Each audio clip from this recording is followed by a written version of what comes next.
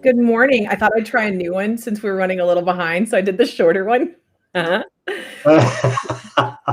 super. I felt like it was New Year's all over again, and No, it's like really exciting.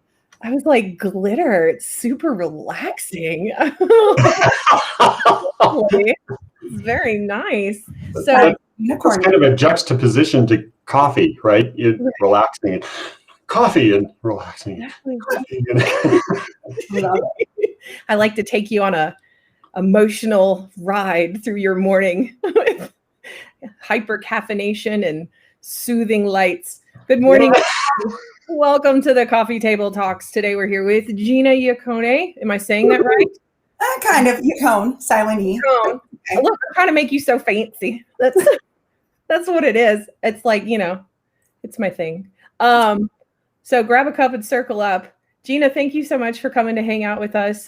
With me, as always, is the wonderful, illustrious Will McCullen from the IT Center of Excellence, PIMA Community College. I'm going to drink coffee and just hush now. So, Gina.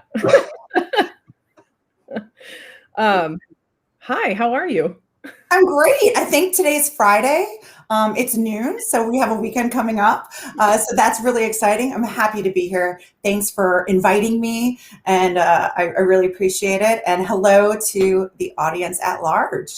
Yes, awesome. Very cool. So we were talking before, because we do that, right? We settle in and talk a little bit amongst ourselves. And you were telling Will all about some things that you're involved in and what it is that you do with supporting different security teams and building them up. I caught some of that while I was running back and forth making coffee.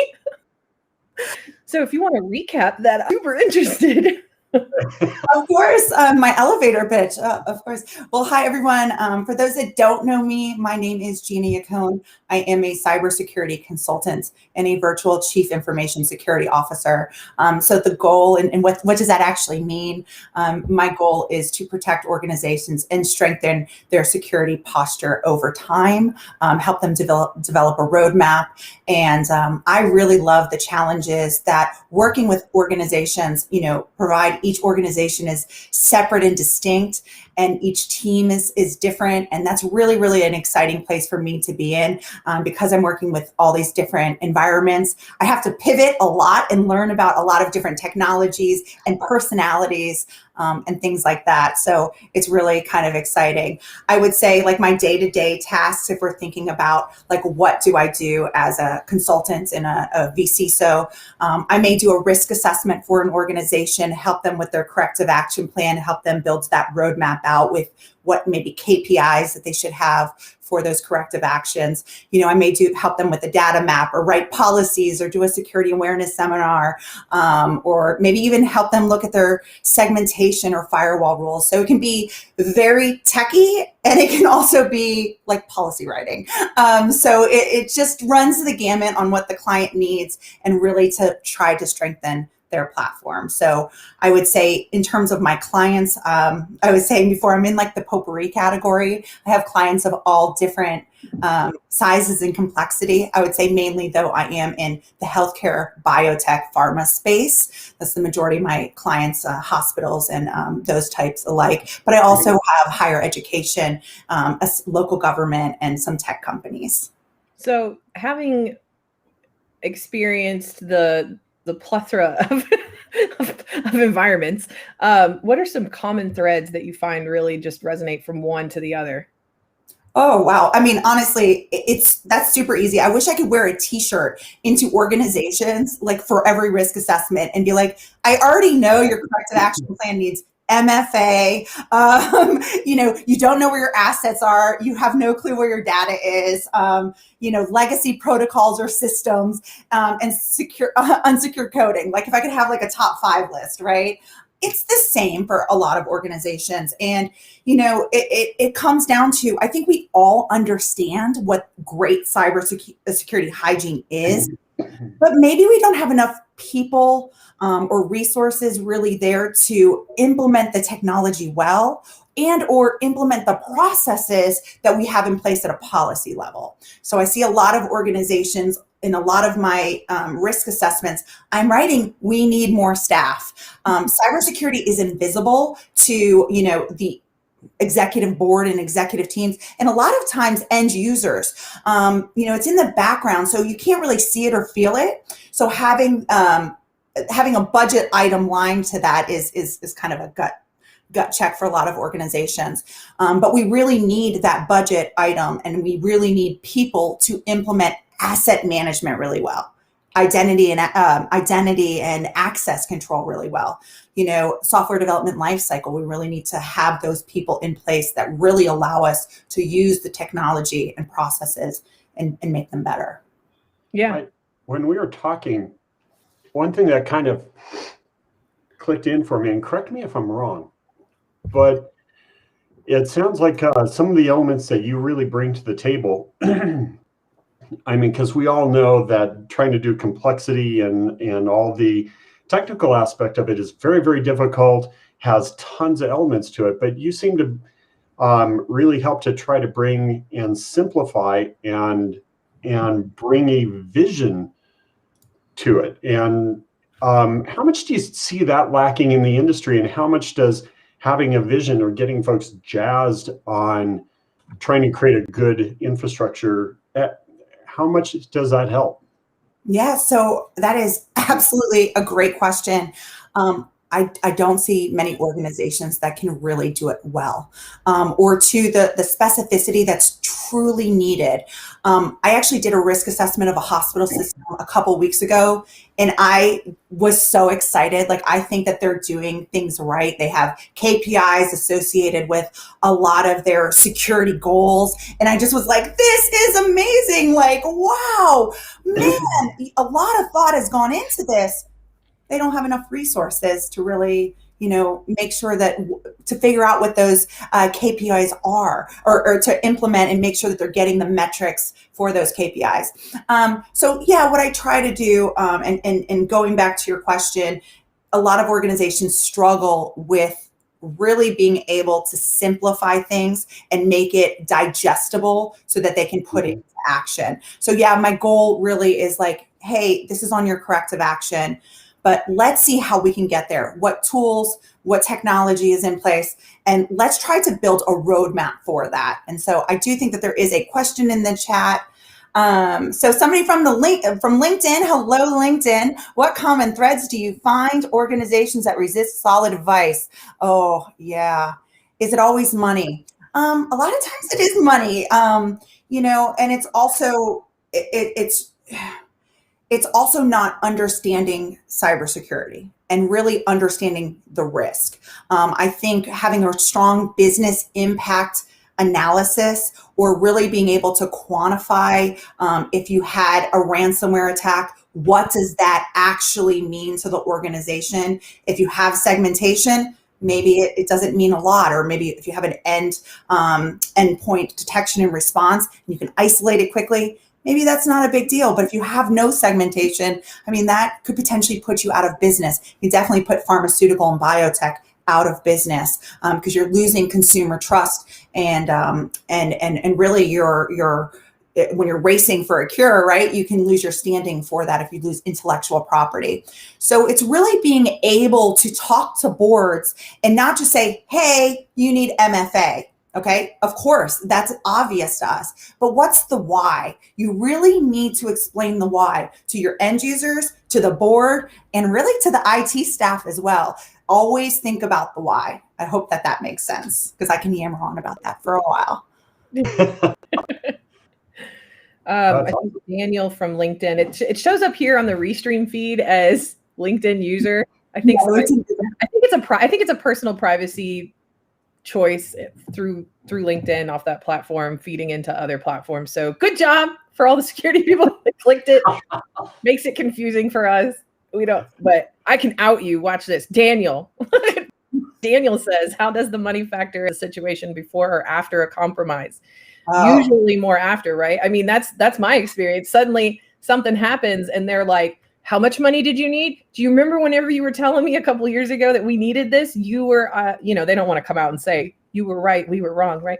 But they're like, here, have some things, at least. Yeah, absolutely. Normally it is more reactive as opposed to proactive. And if you think about this pandemic, and we're thinking about healthcare specifically, or biotech and pharma, that can also be under that healthcare umbrella. Think about this year. So we have the pandemic, right? So that's a huge disruption in terms of processes and flow. But also in October, we had that imminent threat of ransomware attacks to hospitals. And then right after that, we had SolarWinds. And then right after that, these hospitals are trying to get the vaccine and have proper storage and implement it. So I really want to commend hospitals. Right now, their IT teams are burnt out. They're just burnt out, but they're doing the best that they can to support the hospital. I do like, I'm not saying I like, but that imminent ransomware attack in October, a lot of hospital executives actually started to take notice, because there was, I think, about 12 ransomware attacks in that month. And there was a lot that was curtailed because of our government and some communities of interest that kind of stepped in and stopped some of the ransomware server farms. But I do think the executives are starting to pay attention, but sometimes it is too late. So you really need to reinforce that why messaging in the beginning with every single time you go to the board. Yeah, that's something that comes up a whole lot on the security shit show. I don't know if you know what I'm talking about, but it's a Thursday night, late night. It's a bunch of security people sitting around and talking smack. Okay. Fun. Highly recommend. It's Chris Roberts, Ryan Cloutier, and Evan Franson. All great people. And and one thing that keeps on coming out and keeps on coming up is they're not going to do anything until the bodies start piling up, kind of concept. And I think it feeds back to what you were saying about, the threat of ransomware amongst healthcare and that industry really started to click with the higher level management that, the security teams that have been beating down their doors for years going, we're trying to tell you, right? They're like, oh, that's what you were trying to say. Right. Well, right? I think CEOs that are starting to talk to each other, like it's when you have 10 ransomwares of a hospital, it was just like a couple years ago when you had like 21 local governments being hit with ransomware. They're starting to talk to each other, and now it's not so. It's somebody they know. It's a hospital they know that was affected. So it's a little bit closer to home, and they're having that conversation a little bit more. When it boils down to it, it really, the security team isn't the no department, really. They're really trying to help people keep a safe environment. But you have to be able to explain why certain processes are in place. And if you don't understand it, your users and everybody, they're not going to understand. They're not going to give you the budget, and they're going to curtail some of those processes that you have in place. Yeah, we've got lots of good points coming from the chat too. I love it. Absolutely. So what are some of the major points of how you teach the teams to communicate with those C-levels and to get their point across? I mean, does it take a third party pretty much? Or, how trusting are they of their own group? So it really kind of depends on the culture of the organization. So if the organization has a great culture, I have an insurance company, and their C-levels come to my meetings. They're at the tabletop exercises. They are involved. So they have a strong presence. So that culture of security is ingrained. So it's lovely to see that participation. Other places, it could take me a year to 2 years to potentially pierce where you really need to be. But you have to just keep on inviting the C-levels to join. You have to keep on advising them. You have to keep on, every report that you get from an outside third party and or internal testing, you need to have them aware of it, be able to brief on it, explain to it in a simple way, keep it simple, stupid, right? Very simple way that comes across what your messaging is and the why. So that's, I think, what's really important. In terms of C-levels, I also think that you have to talk to them at their level. So, an example I was saying before is like, encryption and multi-factor is a requirement of NYDFS, which is the Department of Federal Regulations in New York. So if you can say, hey, listen, we're violating the law basically by doing this, legal will take notice, right? And so maybe you can get your budget for multi-factor and having end-to-end encryption. Yeah, definitely. Daniel, again, from LinkedIn, in your assessments, do you have the talk about performing actual pen test on the assessments, something along the lines of using that to tie in how this can hurt their business, right? Fantastic question. So technical testing is I say it's a must.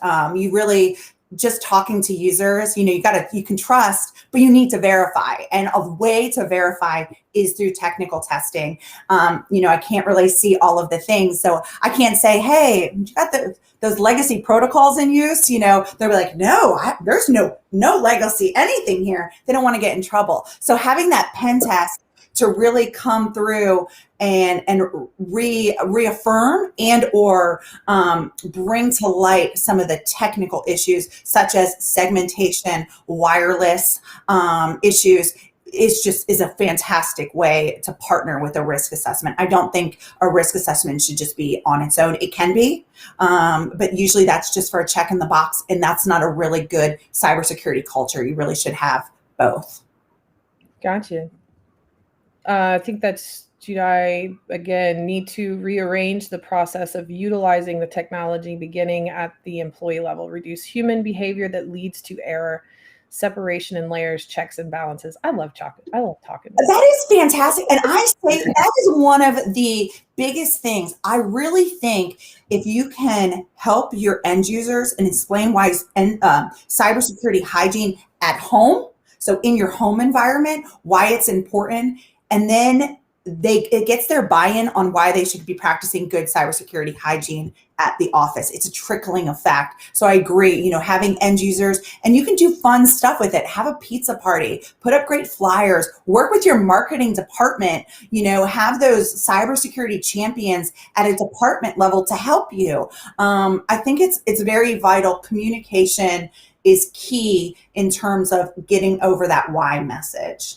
Yeah, this is an excellent time for me to bring this up because you were talking about household cyber hygiene. So I have been requested to work with our local InfraGard chapter, Louisiana InfraGard, to put together an event at the end of this month, which Chris Hadnaggy has graciously accepted my invite to come speak, as well as Ryan Cloutier. And the topic is household cyber safety for work from home families, right? I figure everybody's COVIDed to death. I didn't want to put COVID in the title, but you know what I mean? Because eventually, because the landscape is changing, right? Has been impacted and will have a long-term impact because of this, because so many companies, my company is very seriously considering not using our downtown office anymore. Very seriously. I started to take things out of my house. Look, I have business cards. Why do I have business? Not passing them out. I just snorted, laughed on that. I was like, I don't even know what my business cards are right now. Right. And it's because I went to the office and I started grabbing a couple of things at a time, just getting ready because I don't want to have to pack all that up. You guys, I lived in that office. But it's a very real change, right? And in those office spaces where we do have IT support or some sort of security-minded professionals kind of looking over those networks that we're connected into, now we're at home. And yes, okay, so VPNs. But how can you make sure that your employees at home are also practicing some of the physical safety checks, right? That other people can't log in or just different stuff, right? That's such an amazing point, because that's what I'm getting right now. It's like, oh, well, they're VPNing in. No, that's not enough. I really don't think that that's enough. And I actually, I'm not a lawyer, so we're not. I do think that there's potentially liability down the line, though, if an employee's, if they're hacked in their home office, and how does it, trickle, and what does it cover under cyber liability insurance? There are just so many like what ifs there. And I really think it's better to be very proactive in saying, this is your work device. You can only do work stuff. Don't, we can't intertwine work with personal, because it's just so easy. We're home. So of course I want to do my bills, in the middle of the day now, right? Kids gaming. I'm sorry? Kids and gaming. Yeah, that was another part of it, because for those of you that know who Chris Hadnagy is, Chris is the CEO of Social, this very cool company. He's written several books. I actually have just read his last one, which was phenomenal. And not just if you're in security or interested in social engineering, which is basically a fancy way to say nice con artist. I'm just saying. But and I say it's an investigator. So being a former investigator, that's me. Yeah, I mean, it really is like as I don't know. I like the term social engineer, though. I get it. It's nicer. It's soft skills, right? Applied to this thing. But he also is the founder of the Innocent Lives Foundation, which most people know that I volunteer for in one way or the other, because they've seen Chris Roberts in a tutu, and they know that I do this to him now, apparently, annually. It's super fun. Definitely go participate in it next year. Anywho, so we're really going to have him on to talk about it's not just the safety level of mom and dad, right, that are at home working from home, and how they secure their systems. We put a coded lock on Joshua's office door after we separated the two of us, because we had to, right? There's not enough NDAs in place for his team to call him suddenly, and I'm on the call with a client. We couldn't work back to back anymore. So we had to separate. Now I'm in the living room, and he's got a lock on the door to ensure that added level of security just to the home office. And it doesn't just stop there, though, right? It's also now the kids are constantly logged on to something, right, for educational purposes, or that's how they're communicating with their friends right now, because they can't go hang out and share cooties.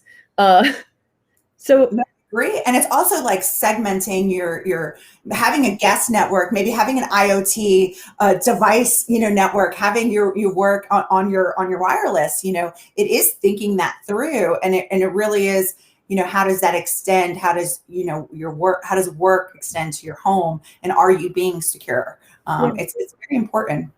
That's a great topic. I can't wait to sign into that. It's a huge difficulty, because everything is shifted to the endpoint in a way that hasn't been there before. And you also include the whole potpourri. It's real hard to segment. You can do it with a VPN, yeah, but you have that whole potpourri of IoT devices in the home. There's pivot points everywhere now, right? So it's a whole different ballgame when you start thinking about it that way. For some people, you could just get into their oven because it's connected via Bluetooth to the refrigerator and the network, right? Like wow, and how about those folks that have the Bluetooth connected robots? Yes. Right?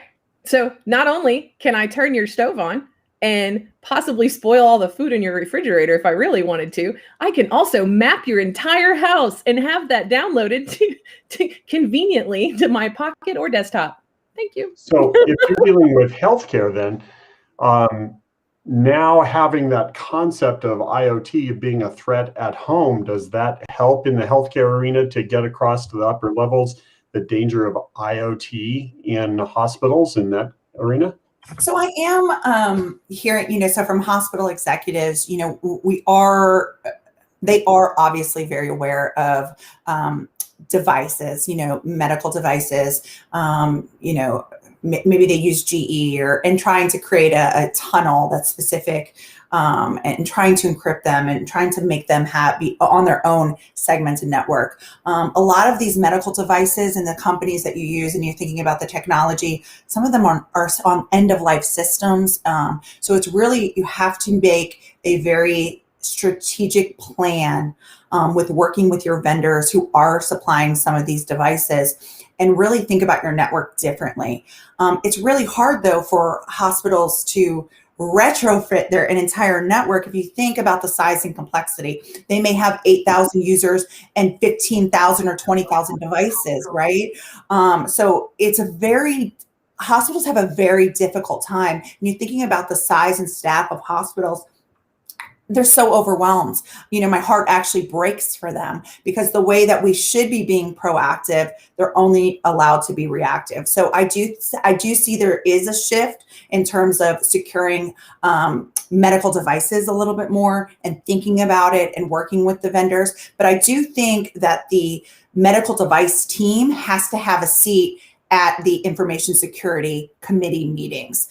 They need to be invited. It really needs to be talked about, and they should be a part of all strategic planning. So having that liaison between medical devices and security is a must, and I don't see it in enough organizations. Very cool. Yeah. That's something you only get from an inside perspective. That's I push for it, but but it's hard, and also when you're thinking about who are your vendors, it's really easy to be like, oh, well, we're not going to use a vendor that has end of life devices or poor protocols or whatever. Some of those are really big companies, and you're stuck. Like, that's what you use. Hospitals are a very soft target. I do think I'm really looking forward to where security goes with this new legislation, because there is going to be some funding for cybersecurity investiture at an infrastructure level. And when you really think about it, hospitals are infrastructure. It maybe isn't like thinking utility, but really it is an infrastructure component. So creating communities of interest and really drawing attention, and maybe even helping with ransomware attacks. I'm hoping that there's some more collaboration coming up in the next 4 years, and really bringing light to things like that. I like what Terry said with security really seems to be an afterthought in the medical device realm. Will and I talked to somebody last week that I don't want to out too much of their idea, because I think it's part of a PhD program thing, but they're wanting to create a test environment for any kind of new medical IoT devices that come into the organization, for them to really just stress test the heck out of it, like just to see what they can see, and like throw stuff at it and see what happens, like blow it up, like okay, digitally, right? Virtually, they're not actually going to blow no stuff. Absolutely. Well, and that's great. That'll be a really good paper to read for sure. Definitely encouraging organizations, though, and all rounds. So when you have the size and complexity of hospitals, it's very difficult. But if you think about, if you rechange the way that assets are onboarded, so hopefully some of those end of life things will trickle out. But having the asset development, that life cycle, and making sure, if there is a third party medical device that you don't have control of, maybe it needs to be on this segmented, network. Maybe there's a segmented network for medical devices. Trying to re-establish what that looks like is really, really important. My problem, I think, and my biggest fear is that, we don't get enough time to be proactive on planning this out. And that really is because security team sizes are very small. When we think about before, if you think a big circle, we knew what was in our environment, right? We had this firewall. We went to an office building. This is what we needed to protect. We knew the information coming in. We pretty much knew the information going out. And now we have this decentralized security. And when you think about the amount of devices, and when you think about the amount of people, it's really interesting the same amount of cybersecurity team is pretty small when you think about the amount of devices and the complexity of the environment. It's really shocking to me when we think about how decentralized we are. We still have this very, very small team in place. That's cool. And we haven't even brought up concepts like now I bet hospitals and things like that are having to take awareness of being targets for nation states and how that changes the whole game. But I mean, it's what you're doing is incredible and really appreciate it, because making all that simple, bringing that concept, that vision across to folks is just absolutely necessary, and why the nation is in the world of hurt right now. I just read the news. So we got to clean up those spots desperately. Absolutely. Yeah, definitely. Fantastic.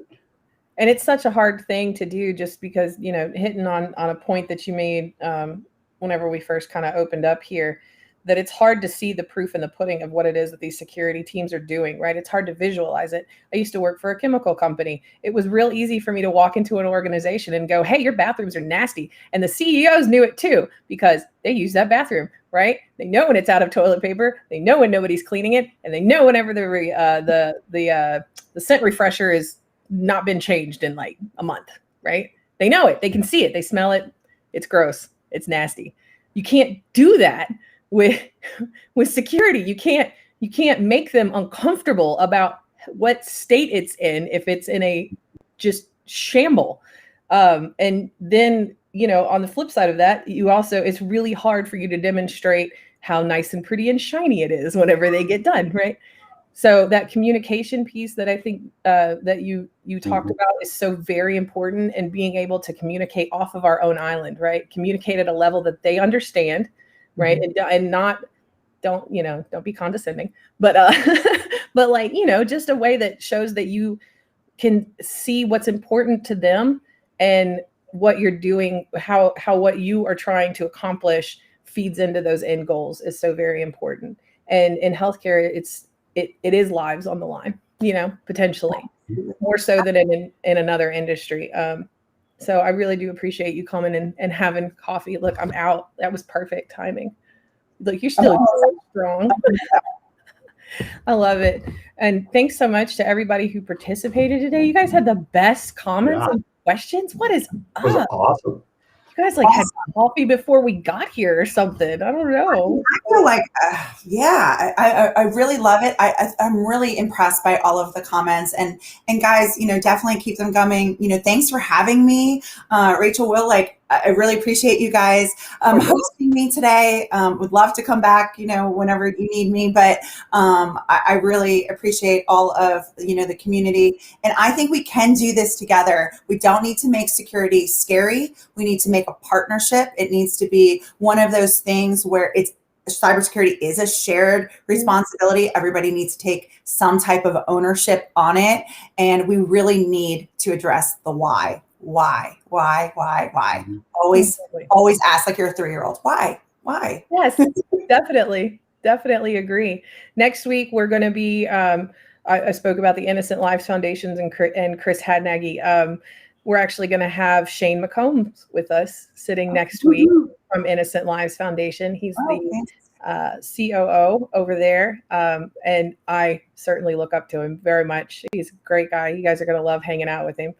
Talk about some of the things they're doing over there and just some of the previous roles that he's had in cybersecurity, and kind of what led him to be passionate about applying those skills to unmasking child predators online with an organization like the Innocent Lives Foundation. So it's very cool. So I appreciate everybody for coming and hanging out. We look forward to seeing you next week. Those events will be updated over the weekend. I am a mom and I do have a job, and this is not a paid program. Okay. So just be patient with me. I love you so much. We'll see y'all next week. You have a great weekend, and till next time. Until next time.